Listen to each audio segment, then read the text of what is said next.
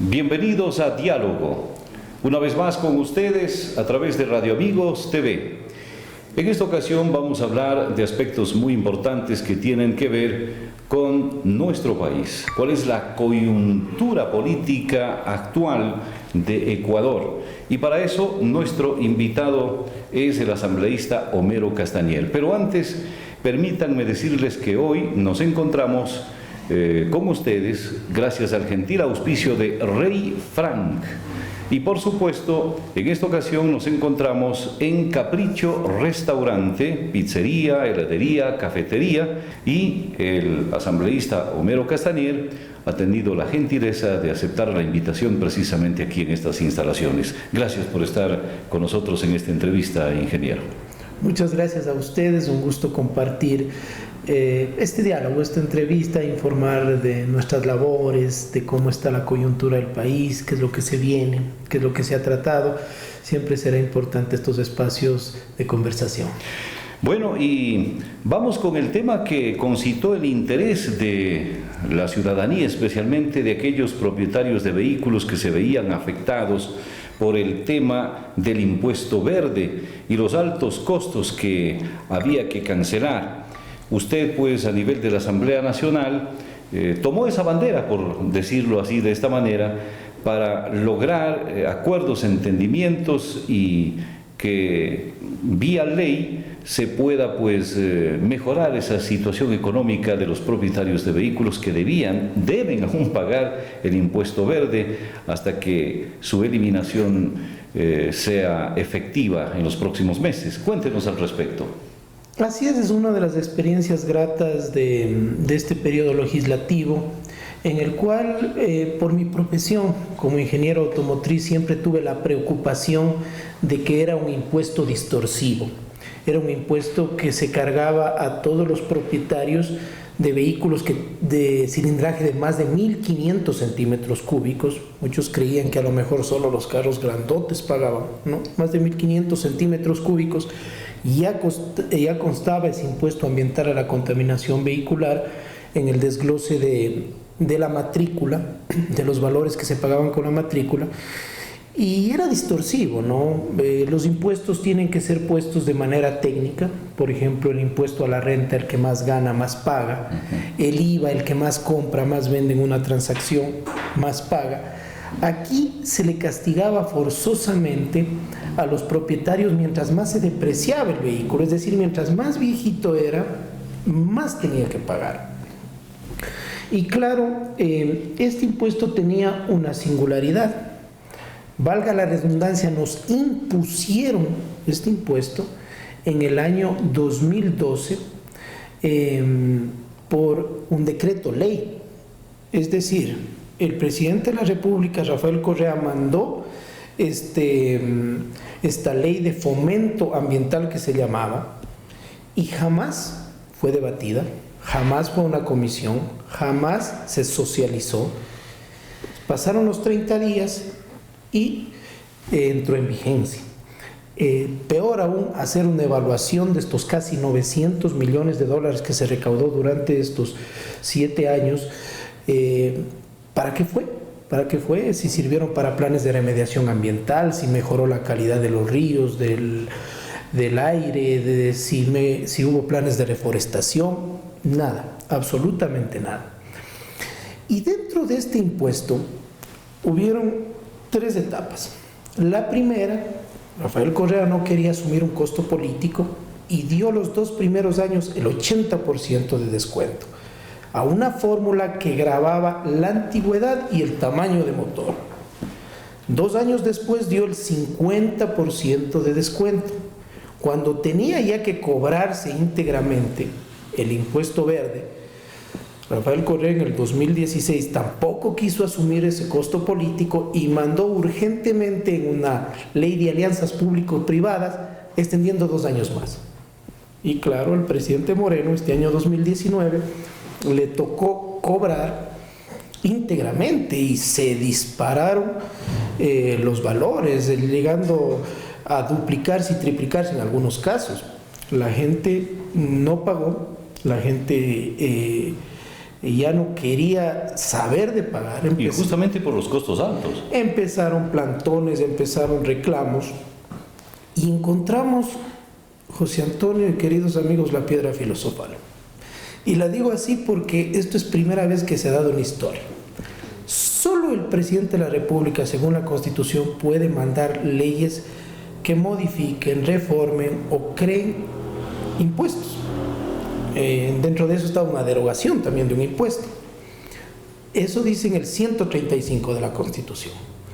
Pero en el 140 también dice que cuando una ley económica urgente haya entrado por decreto ley, como fue este caso, sin debate, la Asamblea en cualquier momento, siguiendo el trámite constitucional, que son los dos debates, el que un asambleísta presente un proyecto de ley, podrá modificar, reformar o derogar un impuesto. Es así que nosotros a finales de enero presentamos esta ley derogatoria. Me tocó a mí ser el ponente de esta ley, como miembro de la Comisión de Desarrollo Económico, ponente y proponente de la ley, y se remató con que el presidente de la República salió en su informe del 24 de mayo a decir que se eliminaba este impuesto verde. Ya habíamos tenido casi 5 meses nosotros de debate, de trabajo, de dialogar con universidades, de hacer foros, de trabajar con la Defensoría del Pueblo, viendo lo inconveniente de este impuesto.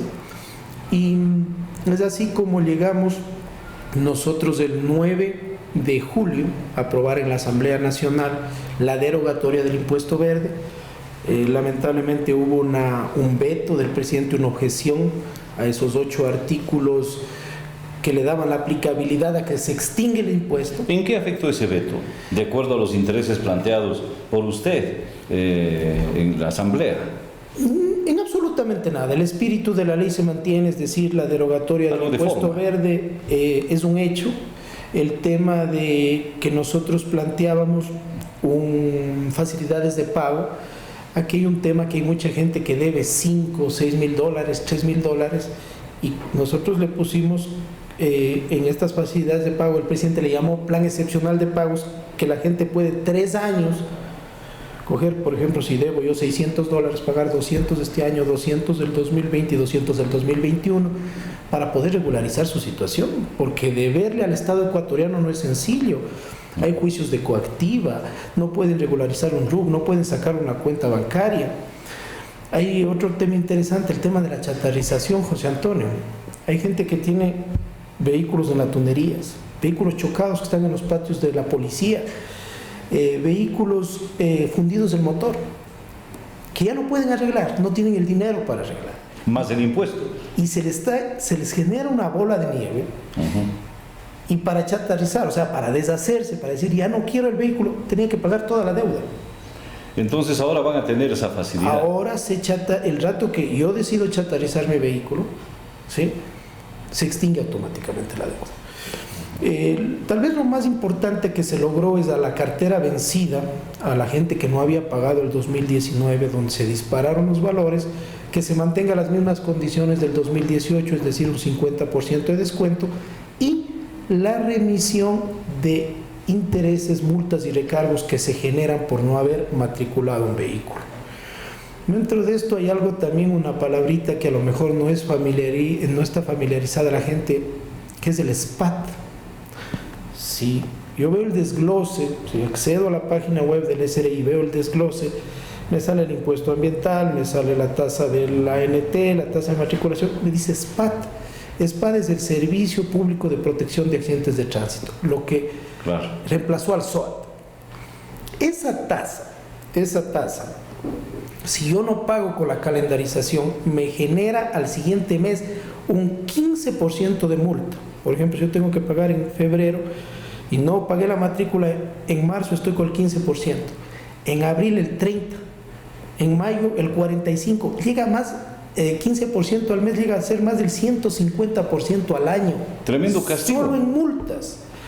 Eso también está incluido dentro de la ley, esa remisión de esas multas del SPAT, porque realmente son unas multas criminales. Entonces, ¿usted considera un logro esta gestión realizada a nivel de la Asamblea con la aprobación de esta reforma a la ley? Vea, José Antonio, yo desde que hemos hecho un análisis, siempre la Asamblea, el Congreso antiguamente creaban impuestos. Ahora nos bajamos un impuesto nacional y un impuesto que afectaba a 2.700.000 contribuyentes. Y es un dinero que sea 100, sea 200, sea 300, sea 500, a veces llegaba a $1.300, eso se va a quedar en el bolsillo del dueño del vehículo. Y eso va a servir para comprarle una mochila nueva a un hijo, para comprarle una parada de ropa a un hijo, para salir a pasear un feriado, para dinamizar la economía y no ir a las arcas del Estado como verde, como impuesto verde, y que no servía para mejorar el ambiente.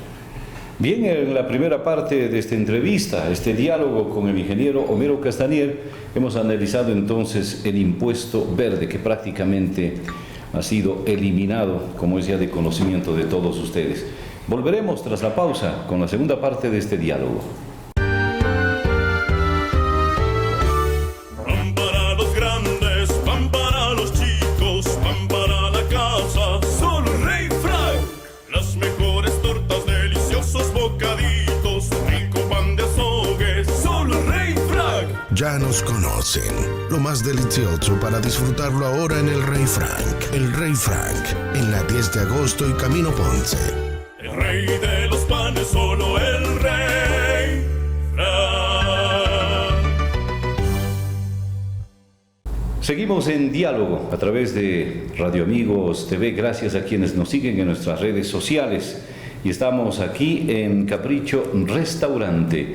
Bueno, y el segundo tema a abordar, ingeniero, es esta reforma a la Ley de Educación Intercultural. Y para ser más prácticos, ese apoyo que se brindó a los jubilados que no recibían el dinero que estaba pendiente, este incentivo jubilar. Finalmente se llegaron a acuerdos. Así es, mire, una de las primeras acciones legislativas cuando nos posesionamos en el 2017 fue proponer que se cree una comisión, eso lo propuse yo en agosto del 2017, una comisión para vigilar el cumplimiento de las obligaciones del Estado con los jubilados. Había yo tenido varias reuniones con diferentes gremios de jubilados y me habían pedido ayuda. Y yo planteé en el Pleno, y el Pleno de la Asamblea aprobó. Y ahí hubo celo político, José Antonio. 9 meses no me dieron paso a eso, a esa creación. ¿Y quiénes eran los celosos políticos? Bueno, en ese tiempo manejaba la presidencia de la Asamblea José Serrano. Vino esta fractura de Alianza País entre morenistas y correístas. Y son cosas que recuerdo. Imagínense que ya cuando dan paso, se levanta un asambleísta de Alianza País con mi proyecto de resolución a proponer los nombres de la comisión, dejándome fuera a mí. Lógicamente el Pleno me respaldó, el Pleno no dio paso. Yo me acuerdo las palabras en ese tiempo cuando me acerqué y dije, es injusto lo que me están haciendo. Entonces dije a los de Alianza País, me dijo la coordinadora de Alianza País, me dijo, Homero, la vida está llena de injusticias. Y no paramos, luchamos hasta que se cree la comisión. Inicialmente me nombraron vicepresidente, estuvo de presidenta la asambleísta Norma Vallejo, que fue destituida. Después asumí yo la presidencia, por unanimidad me eligieron presidente de la comisión. Y allí me tocó ser ponente de esta ley interpretativa, la Ley de Educación Intercultural. Tengo que volver a tocar el nombre de Rafael Correa, porque este tema viene arrastrándose desde el gobierno anterior.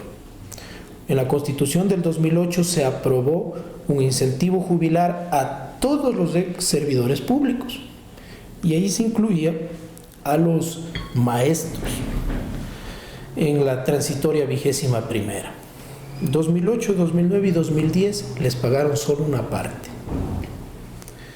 De allí les empezaron a pagar en la época de bonanza, cuando estábamos con el petróleo alto, En el 2015 y 2016 no se pagó a un solo jubilado en el país.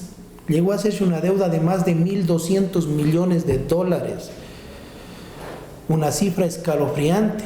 Claro, en ese tiempo ya estaba de salida el gobierno de Rafael Correa y no hubo la visibilización de este drama que vivían los jubilados del país. Cuando asume Lenín Moreno, empieza a cancelar, pero a cuentagotas. Nosotros habíamos hecho una proyección que se necesitaba 11 años para pagar a todos los jubilados del país al ritmo que estaban pagando.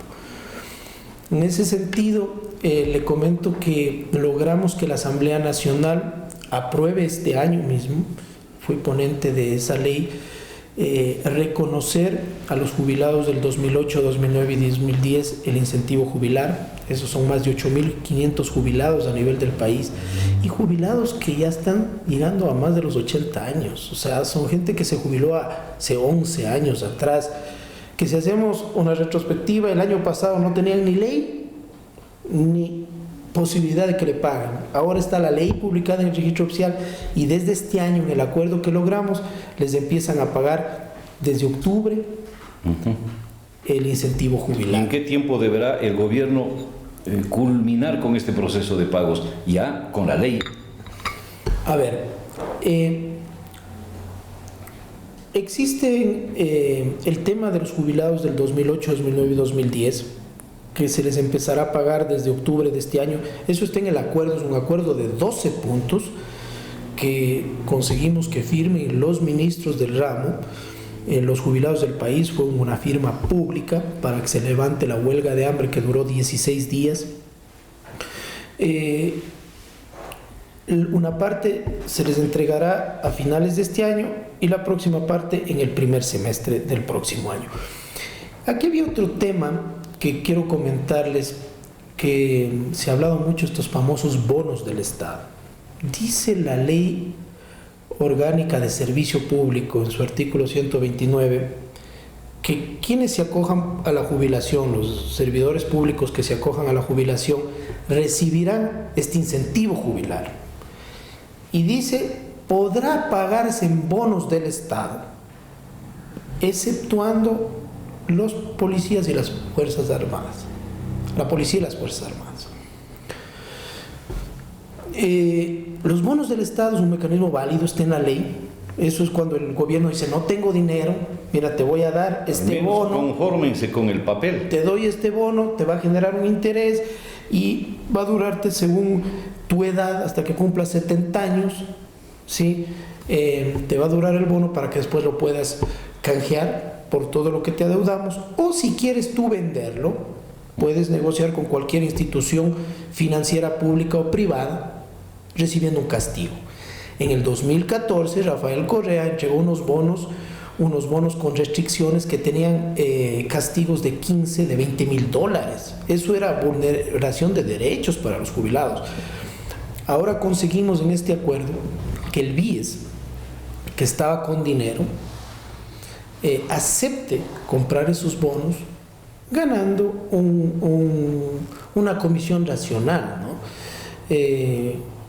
Muchos dicen, de nuevo le van a meter la mano al IES. No, el BIES va a ganar dinero de esos bonos, sino que los jubilados están más tranquilos que hacerlo con la bolsa de valores, ¿sí? Y quién sabe a quién venderlos. Entonces conseguimos, por eso duró 16 días, que se reúne el directorio del BIES y que el BIES, mediante un acta, acepte comprar 240 millones de dólares en bonos. Eso está aceptado ya. Sí, y aquí le comento algo, José Antonio, volviendo a lo que le comentaba de los bonos. He presentado yo una reforma a la ley, la presenté hace 15 días atrás y voy a pelear para que eso sea tramitado, para que los bonos del Estado sean para pagar a creencias multilaterales, contratistas, pero no para pagar jubilados. Y peor aún con ese discrimen. ¿Qué diferencia hay entre un policía y un médico? ¿Qué diferencia hay entre un soldado y un maestro? ¿Por qué a los policías y a las Fuerzas Armadas, con todo el respeto a las instituciones, se les paga en efectivo y a los demás servidores públicos sí en bonos. Entonces, aquí es a todos o a nadie. Entonces, y por allí va su planteamiento. Exactamente, que los bonos del Estado sirvan para pagar cualquier creencia, menos a los jubilados, porque hablamos que están en el ocaso de la vida, en donde necesitan muchos de ellos no para vivir, para sobrevivir, para pagar un tratamiento de un cáncer, hay mucha gente postrada. Miren, estas cosas a veces no son fáciles de transmitir. Hay una chica, Yesenia Lulema, que estuvo en la huelga de hambre, una chica de unos 30 años, con leucemia, haciendo la huelga de hambre. Terrible. Y a nombre de su papá, que era un jubilado del 2010, que estaba postrado y que no podía estar ahí. Entonces esos son los dramas que nos ha tocado a nosotros asumir, absorber desde la comisión, pero lo hacemos con mucho cariño. ¿Se siente satisfecho con lo logrado para los jubilados? Mire, nosotros no vamos a parar hasta que, mientras dure nuestro periodo, se pueda cumplir con todos los jubilados del país. Ese es el objetivo, llegar al 2021 sin deuda con los jubilados. Ahora le comento, por ejemplo, logramos un acuerdo ministerial con el ministro de Trabajo, Andrés Madero, para que de ahora en adelante ningún jubilado salga sin planificación. Es decir, todas las carteras de Estado, todas las instituciones tienen que prever, muy bien, ahora este año se van a jubilar 3 personas, venga el presupuesto y se les paga inmediatamente. Esa es la manera de ir solucionando estos problemas. Claro. Y le digo algo muy importante, yo soy de oposición, yo soy de Creo. Aunque dicen que son amigos de los de Alianza País. Mire, yo soy de Creo. O sea, eso es lo que dicen, pero yo le voy a contar. Pero jamás politizar esta lucha de los jubilados. Pienso que es una lucha legal, legítima y humana, y que a los jubilados no les interesa las peleas entre rojos, verdes, blancos, amarillos, sino les interesa que les paguen. Por supuesto. Y dentro de eso, sí, tenemos amistad. Mire, uno de los actores principales, y tengo que decirle de los nexos para solucionar esto, he sido yo, porque me he tenido que sentar con el ministro de Economía, me he tenido que sentar con el ministro de Trabajo, y si claro, yo les salgo a matar en una entrevista, a lo mejor me cierran las puertas, y este diálogo y este acuerdo no se daba nunca. Tenemos las relaciones estrictamente cordiales, no hay cogobierno para nada, hubo un acuerdo legislativo para elegir a las autoridades de la Asamblea y vean, y para permitir que nosotros tengamos el derecho a participar en las comisiones. En el 2017, de las 13 comisiones, 12 captó Alianza País. Ahora hubo una repartición equitativa de todas las bancadas, y eso, por ejemplo, ha permitido que el impuesto verde ahora sea ley de la República, porque dentro de ese acuerdo legislativo estaba una agenda también, y nosotros pusimos derogar el impuesto verde y que eso se trate, porque vea, ¿quién pone el orden del día? Es el presidente de la Asamblea. ¿Quién pone el orden de las comisiones? El presidente de una comisión. Yo estoy de vicepresidente de una comisión y tengo más acceso a poner a influir dentro de un orden del día o de un tratamiento de una ley. Pan para los grandes, pan para los chicos, pan para la casa, solo Rey Frank. Las mejores tortas, deliciosos bocaditos, rico pan de azogue, solo Rey Frank. Ya nos conocen. Lo más delicioso para disfrutarlo ahora en el Rey Frank. El Rey Frank, en la 10 de agosto y Camino Ponce. El rey de los panes, solo el Rey Frank. Continuamos en diálogo, estamos en Capricho Restaurant, pizzería, heladería, cafetería. Así es que usted puede visitar Capricho Restaurante en Avenida Rumiñahui y Ernesto López Díaz. Estamos con el ingeniero Homero Castañer, asambleísta por el Cañar.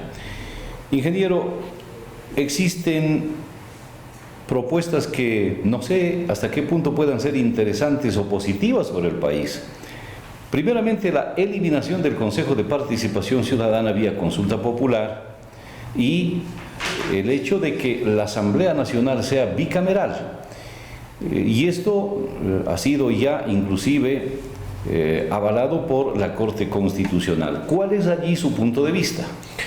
A ver, el Consejo de Participación Ciudadana y Control Social ha sido cómplice de lo que estamos viviendo actualmente. En la historia del país, hablar de 43 funcionarios de alto rango, entre esos un expresidente, un exvicepresidente, ministros, secretarios jurídicos de la presidencia, asambleístas, ¿sí?, sindicados en casos de corrupción, investigados, algunos con orden de detención. Eso fue porque el Consejo de Participación Ciudadana puso autoridades de control que se taparon los ojos, se vendaron los ojos, se taparon los oídos y se taparon la boca y se hicieron de la vista gorda frente a estos casos de corrupción. Hablar de que, por ejemplo, había 2 consejeros que eran esposo y esposa de asambleístas de Alianza País, que el requisito para ser consejero era tener alguna relación con Alianza País, y que los que sean candidatos a estos cargos de elección, como fue el excontralor Carlos Polit, sea sumiso al gobierno de turno, y para eso le ponían un 100 sobre 100 en una nota.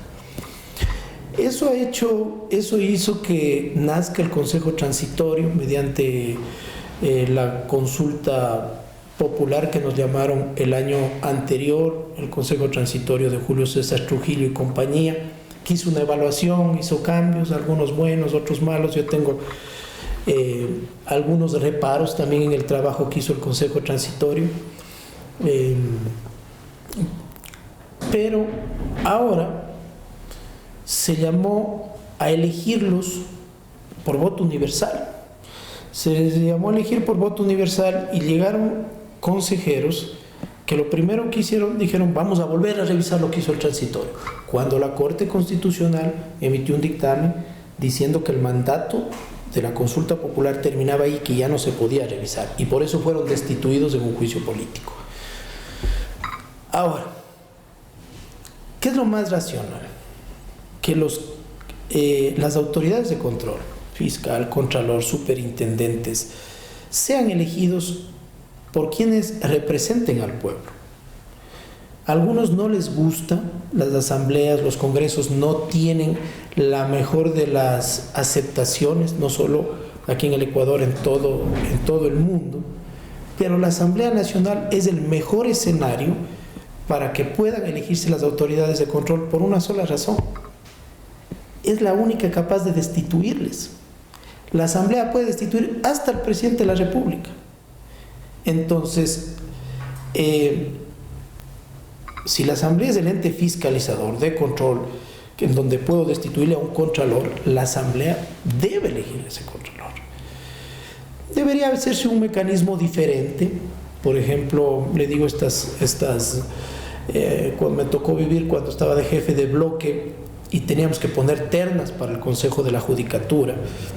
Debe pasarse un filtro, ¿no? O sea, no poner ternas porque este es mi amigo, porque este es conocido, porque este me debe un favor o porque me va a hacer los favores cuando llegue allá, sino un filtro de requisitos, ¿sí?, que cumplan los requisitos, revisar que no tengan prohibiciones. Ve, ahora tuvimos el hecho del cura Carlos Tuárez, que fue inscrito ilegalmente para ser candidato, no cumplía con las prohibiciones, en este caso de representar a un culto religioso. Y de ese filtro, qué sé yo, elegir 10, 15 carpetas y de allí poner a consideración del Pleno para una terna. ¿Qué es lo que se plantea ahora? Eliminar el Consejo de Participación. ¿Usted está de acuerdo con eso? Sí, absolutamente. El Consejo de Participación tiene duplicada las labores con la Asamblea Nacional y tiene un presupuesto aparte. Para usted debe desaparecer. Tiene que desaparecer porque lo que menos hay ahí es participación ciudadana. Sí, es decir, nos vendieron la idea de en este poder del Estado, una idea que se aplicó en Cuba, que se ha aplicado en Venezuela, ¿sí? Un tema castrochavista. ¿Para qué? Para captar todos los poderes del Estado y tener controlado desde el Consejo Electoral hasta todas las superintendencias, pasando por Contralor, por Fiscal. Entonces, ahí está. El Consejo de Participación es culpable de que haya habido un Chiriboga, que haya habido un Carlos Vaca, que haya habido un Polit, que haya habido un Carlos Ochoa, que fue perseguidor de medios de comunicación y de la prensa. Para mí tiene que desaparecer, porque ¿qué nos garantiza? Que de aquí a futuro venga otra persona, no hablemos de Correa, no hablemos de Moreno, cualquier otra persona, y claro, se empiece a frotar las manos para meter las manos en el Consejo de Participación y manejar todos los poderes del Estado. En ese sentido, debe desaparecer. Lo que sí yo no estoy de acuerdo es que se cree esta bicameralidad. ¿Por qué no está de acuerdo que la Asamblea sea bicameral? Mire, yo vivo a diario lo que se vive en la Asamblea Nacional. La Asamblea es un ente político en donde es muy difícil a veces ponerse de acuerdo entre asambleístas.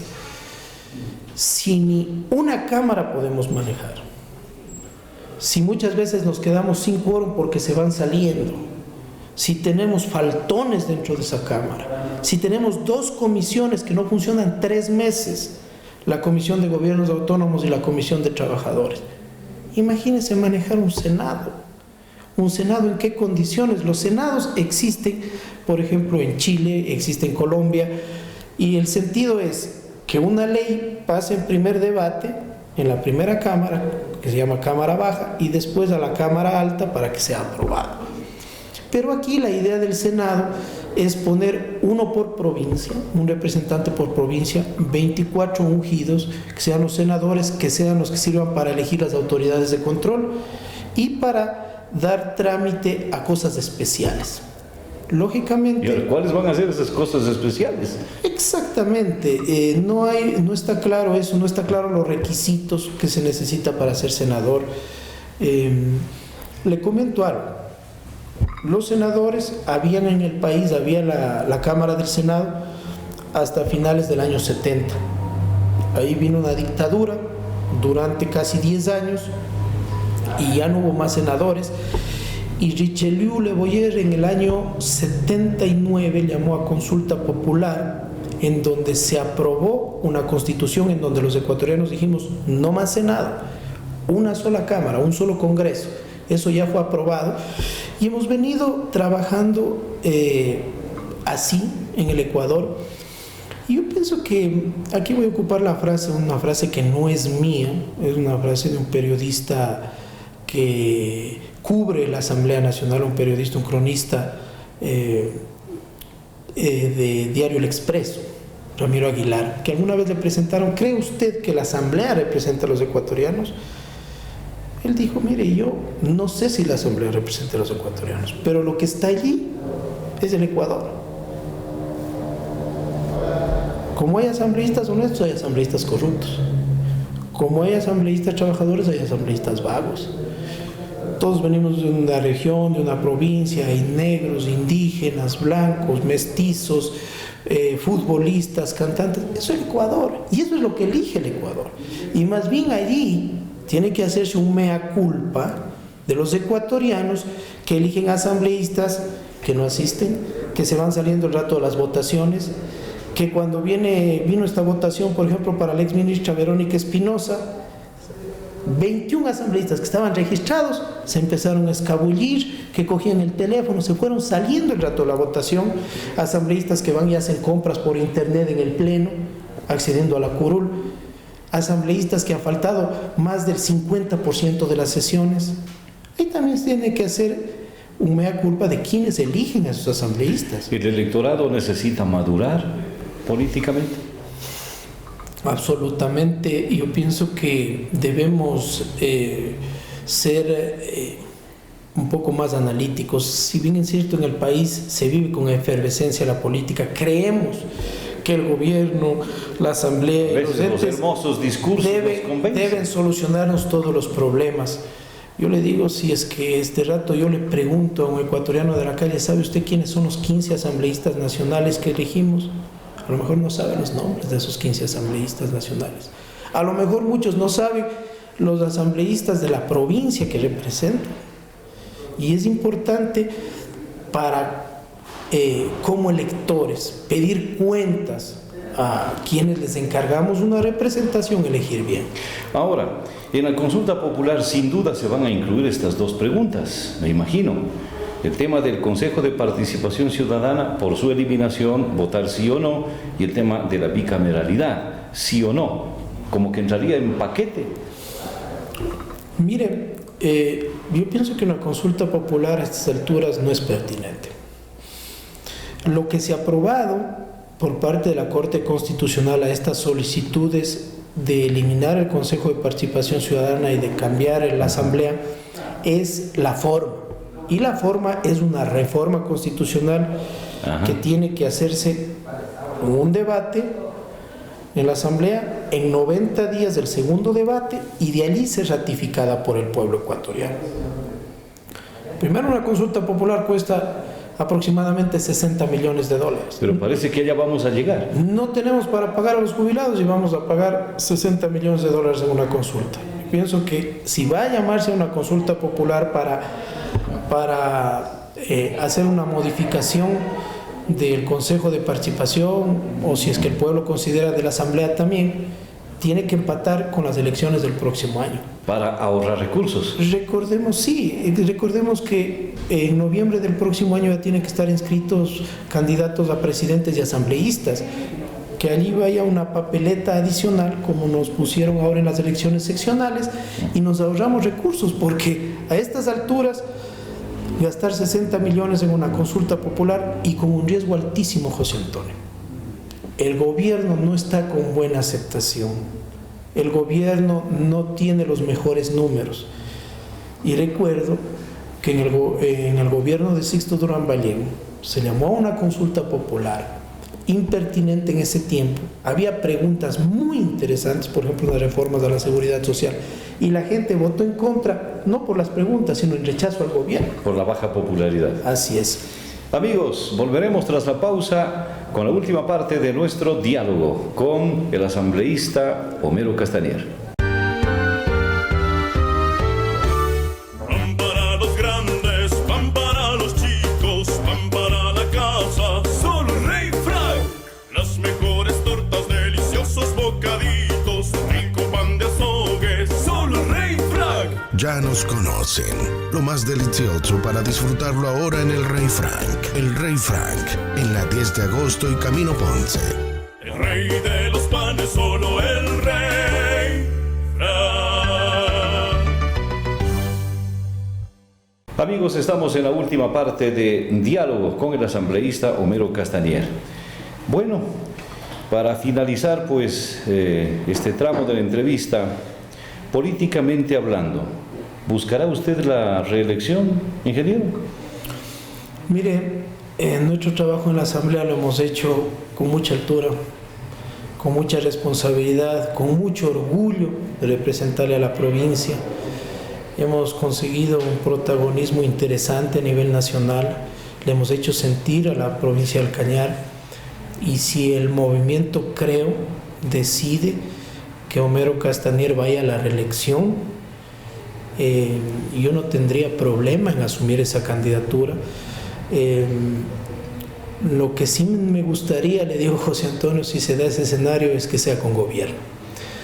Ser asambleísta de oposición es duro, y lo que muchas cosas se podrían conseguir cuando se tenga un gobierno afín, cuando se tenga un gobierno y ministros a quienes se les pueda golpear la puerta y decir, mira, en Cañar necesitamos estas obras y necesito que me des una mano para mi provincia. Y este escenario no se ha dado. En otras palabras, ¿usted esperaría que Guillermo Lasso llegue a la presidencia? Guillermo Lasso va a ser candidato a la presidencia de la República. ¿Pero no les preocupa Jaime Lebó? Absolutamente, absolutamente. Mire, en las últimas elecciones se demostró que la candidatura de Guillermo Lasso es una candidatura sostenida a nivel nacional, que saca más o menos, creo, entre un 20 y un 25% Pero en las 3 algunos de sus regiones. compañeros asambleístas también se desalinearon. Sí, mire, ¿Eso puede afectar electoralmente? yo pienso que ellos están en todo su derecho, ellos tendrán sus razones. Nosotros nos hemos mantenido, nosotros seremos coherentes con este proyecto político. Creemos nosotros que Guillermo Lasso puede darle un giro, más que nada a lo que le interesa al país. Hemos conversado ahora de leyes, hemos conversado de funcionarios corruptos, funcionarios incumplidos, de asambleístas también que no hacen su trabajo. Pero la gente no come de eso. La gente come de tener un empleo digno, de que se dinamice la economía, de que hay oportunidades de trabajo. El problema más grave del país es el tema empleo. En estos 2 años se han perdido aproximadamente 200.000 empleos, gente que fue sacada del IES y ya no fue vuelta a contratar. Y ese va a ser el proyecto principal presentado por Guillermo Lasso, y que ya desde el próximo año, que es un año electoral, hablemos, nuevamente volveremos a caminar con él, golpearemos las puertas. ¿Y estarán solos o aspiran a alianzas con otras agrupaciones políticas? Mire, yo pienso que en el escenario se necesita hacer un gran frente político. Guillermo Lasso en ese sentido es una persona muy abierta, ya lo demostró y esa ha sido una de las razones, vea, porque algunos se han separado, porque llegamos un bloque de asambleístas de diferentes tendencias. Le cuento algo rapidísimo. Por ejemplo, hay asambleístas a los cuales yo respeto mucho, que creen que hay que despenalizar el aborto en el caso de violación, del mismo bloque. Y hay asambleístas que creen que se debe respetar la vida desde la concepción. Y eso demuestra que en democracia debemos aceptar las diferentes formas de pensar. Eso es lo racional. A veces si en un grupo de 4 amigos decimos vamos a comer algo, el uno dice un pollo, el otro dice un chaulafán, el otro dice más bien vamos a comernos una hamburguesa. A veces entre 4 no nos ponemos de acuerdo. Pero eso es la democracia. Y la democracia funciona con diálogo, y en eso yo aspiro que haya un gran frente nacional que apoye la candidatura de Guillermo Lasso. Y repito, si el movimiento considera que Homero Castañer debe optar para la reelección, nosotros volveremos a golpear las puertas de la provincia pidiendo ese apoyo para presentarle con dignidad. Y si de pronto sale otro nombre, ¿usted apoyaría a ese posible candidato? En ese sentido, yo no soy una persona que vive de la política, yo soy una persona que tengo mi profesión, soy ingeniero automotriz, más bien he extrañado los fierros estas épocas que he estado en Quito, de hijo adoptivo de Quito, pero en eso no tengo ningún problema, ¿no? Son decisiones democráticas, y al final del día será el movimiento quien decida quién va a la candidatura a la Asamblea el próximo año. Porque no vaya a ser que muestren interés, y como, claro, desde luego todo el mundo tiene derecho a esas aspiraciones, quizá el exalcalde Virgilio Saquicela o el ex candidato a la prefectura Víctor Molina, se me ocurre mencionar esos nombres que de pronto puedan presentar su interés. 2 personas muy valiosas. ¿Cómo lo tomaría usted? Es nada más un supuesto, nada más que viene de mi parte. 2 amigos y personas muy valiosas con quienes guardo una relación de amistad, de buena amistad. Esa es una de las cosas que le digo que me ha traído la política de bueno. En la política yo lo que menos he hecho es enemigos. Ganen o pierdan, me he mantenido con buenas relaciones. Y en ese sentido, si es que ellos tienen el interés, bueno, al final existe una directiva, existe una estructura del movimiento de las diferentes cantones para dilucidar, que tomará la decisión final. Muchísimas gracias. ¿Qué le ha parecido este diálogo, ingeniero? Muy bonito, lindo local. Desearles el éxito a Capricho. Capricho Restaurante. Capricho, sí, y siempre será un gusto compartir estos espacios de diálogo en donde uno puede contar muchas anécdotas, muchas experiencias de información, a veces que en otros espacios son difíciles. Así es, muchísimas gracias al ingeniero Homero Castañer, asambleísta de Creo por la provincia del Cañar. Este diálogo en Capricho Restaurante, que tiene pizzería, heladería, cafetería. Y también estuvimos gracias a Rey Frank, que auspicia nuestro programa cada miércoles. Gracias, amigos. Esta fue una producción de Radio Amigos TV.